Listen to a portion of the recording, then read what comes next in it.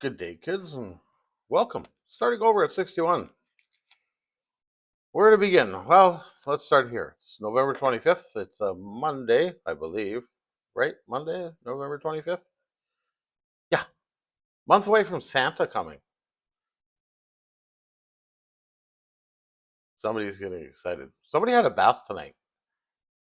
Yeah, somebody had a full-fledged, homegrown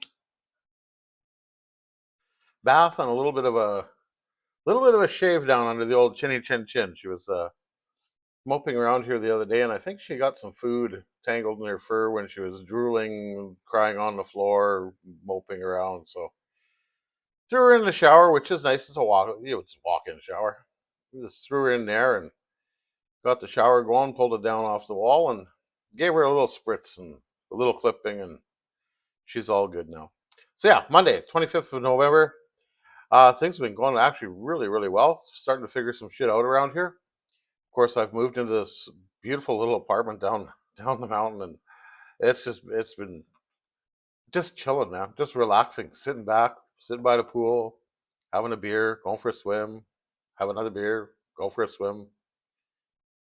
The weather's been tough. It's been 28, 30, 32 degrees, so it's been tough to take, especially seeing what's going on back in Canada, in Alberta. A little chilly. Don't miss it. Not don't care. Just deal with it, people. I'm not dealing with it anymore, ever.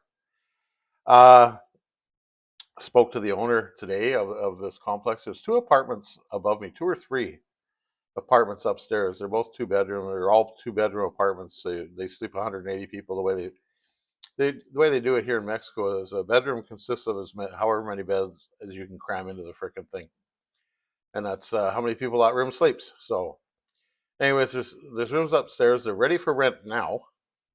And talking to the owner, if you guys anybody wants to come down, they're about 600 pesos a night. So it's about $40 a night on a short-term rental. So hell of a good deal. I mean, you got the pool, you've got everything.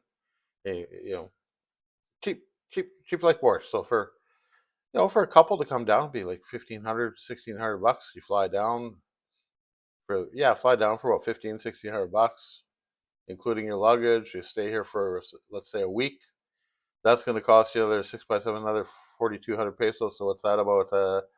About another 300, 350 bucks. Dirt cheap. And then you don't have to bunk with me. I mean, I've got one single bed in here. I've got two single beds in here. One I use, and the other one is for guests or whatever. So, I mean, if one person comes down, they can bunk with me. That's not a problem. Two of you come down, and you might want to grab a suite upstairs. It's cheap. It's worth it. So keep that in mind if you're looking for an affordable getaway. Um, that's the way to go. Affordability is the name of the game down here, and that's why I'm here. Is because I can afford to live down here. Um, I went grocery shopping here the other day. I bought some eggs and some vegetables and some fruit and filled up the fridge with it. And about 4 days worth of food in there, just the fruits and vegetables and stuff like that. I think I was in at $11. So, and steaks and hamburgers, they're about the same price they are in Alberta, maybe a little bit less. But still, dining out is reasonable. Uh, I went out the other day and I got a large pizza, screwed up, ordered a large pizza by mistake, which was okay because it fed me for supper that night, breakfast and supper the next day. So that was all good. And I think that pizza cost me $13. So whatever. Cheap like borscht. It's good, good, good. Other than that, everything's going really good, figuring stuff out. Laundry. I hadn't washed laundry since the Saturday before I left. At mom and dad's, I did a load of laundry there when I was visiting that Saturday. And I think I left Monday. And I think it was a Saturday right before I left that I did that load of laundry. And that's the last time I had done laundry till I got here. And then with the headache up the mountain and all that stuff, I finally was able, scouring around. I had some people, oh, well, come give you a ride. They didn't show up. Come give you a ride tomorrow. Yeah, okay, they didn't show up. So this morning I got up and, you know what, screw it. Waiting on people. I'm going to call a taxi, take it down the mountain, and go get it done. And I looked up on the internet, laundromats near me. knowing they're all full service. You don't actually do it yourself. I wanted to stay close to home so that if I go down and it's going to be 5 hours or the next day or whatever, it's going to be a cheap cab ride to get back down. Well, cab rides are 50 pesos. It's $3.50. No matter where you go in this area, it's 50 pesos. So it's not like it's expensive to take a taxi someplace. And then as I'm reading and scrolling and stuff, oh, these guys pick up and deliver. Handier than hell. So jumped on the Google Translator and translated what I wanted done and sent them a message over WhatsApp, and they sent me a message back in Spanish. I went over to Google Translate, copy paste. Okay, type out what I'm going to say, back and forth in Spanish. We'll be there in 10 minutes. Okay, well, 10 minutes in Mexico is anywhere between 10 minutes and about 2.5, 3 weeks. 10 minutes to the minute, and he was here to pick up my laundry. Took it. He says, "I'll be back at 2." And I kind of thought, well, that's pretty damn quick. It's noon now. I know you've got lots of machines and can do it quicker, but still. 2 o'clock, he rolled in. It cost me 350 pesos, so about $24 to have everything, pretty much everything I owned, washed, dried, folded, vacuum sealed, and brought back to me. So you can't beat that deal. And now that I've got it caught up and taken care of, I have laundry facilities here on site. It's an old style wringer washer, which is fine, and then hang them to dry. So I'll just do it once a week, and one day a week will be laundry day, and that's the day I'll do my laundry. So yeah, that's the name of the tune on that. I'm going to go into I think next video I'm going to go into an in-depth detail of thanking people and what exactly happened in the motorhome up the hill and where that lies, and that's all been taken care of. This is just a quick update before I sack out for the night. I got a busy day tomorrow too. Retirement's busy. Yeah, tomorrow I got to go down and go to the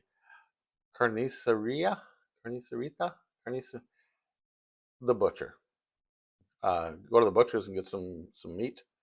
And it's funny, being down here kind of reminds me of my granddaughter Emily when she was about 3 or 4 years old, and I was over visiting and I left, and Emily said to Tamara, "Papa, go to the banana store to get bananas." Everything was a different store you had to go to get these things, and that's how it is down here. You want meat, you go to the butcher. You want vegetables, you go to the vegetable store. You want frozen goods, you go to the frozen goods. It's fun.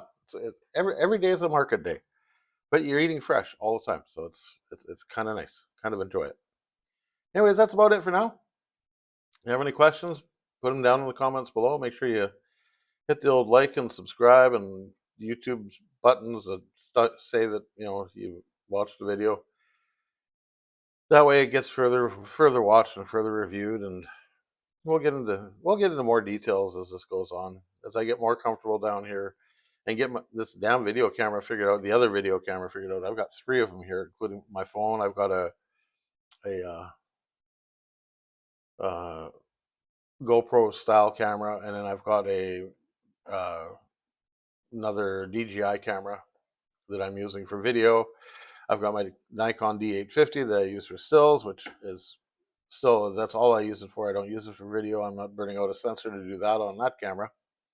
And I've got my drone, and I got that up and flying the other day, and it's working good. So it was amazing. I pulled out everything, all my photography gear out, and ran it through the paces the other day, just around the yard here, and everything survived the trip. Nothing's dirty, nothing's misaligned or anything, which is really surprising for bouncing around 6,000 or 5,000 kilometers in the back of a motorhome.